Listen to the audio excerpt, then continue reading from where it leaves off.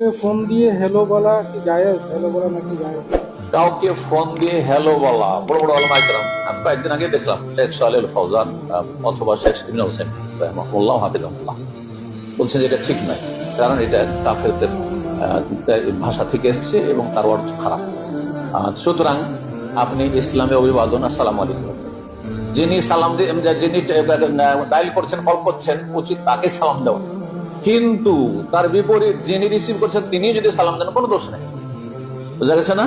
যেমন কিছু লোক বসে আছে আর কিছু লোক হেঁটে আসছে, কে সালাম দেবে?